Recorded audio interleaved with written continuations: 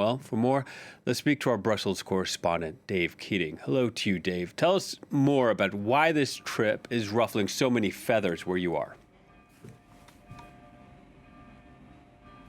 Well, there are really two objections here. There's the objection to the substance of the trip, and it's the objection to the style of the trip, the lack of coordination.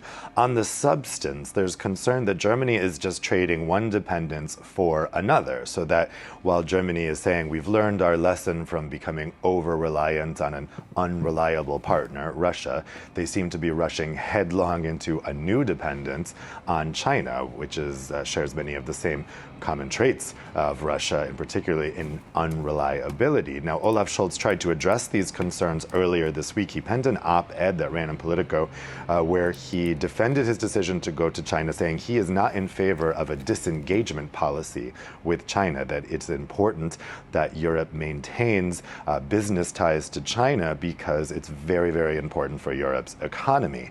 From my vantage point, that op-ed didn't really seem to convince people here.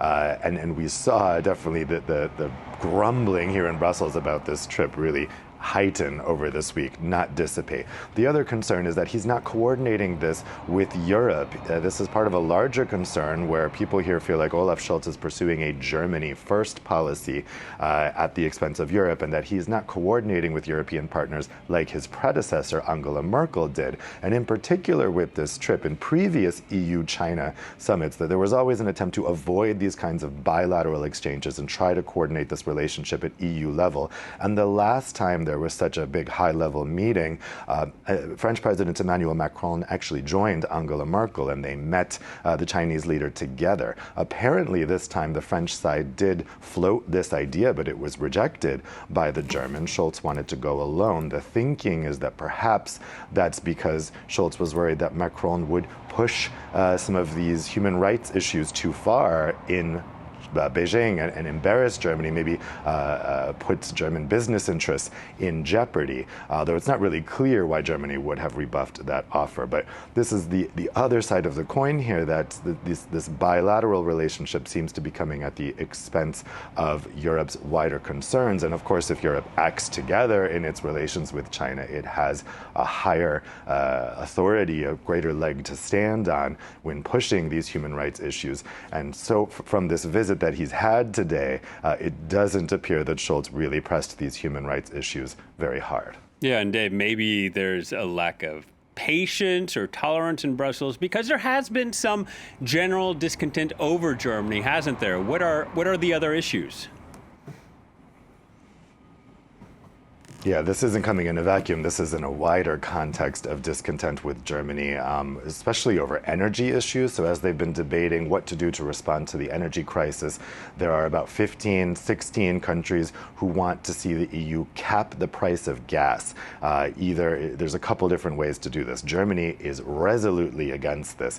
And the frustration is they are opposing this not by trying to convince other EU countries of the righteousness of their position, but by seemingly pressuring the European Commission against actually putting this forward as a proposal and allowing it to go to a vote in Council. And we can see that in Council it would have enough votes to pass.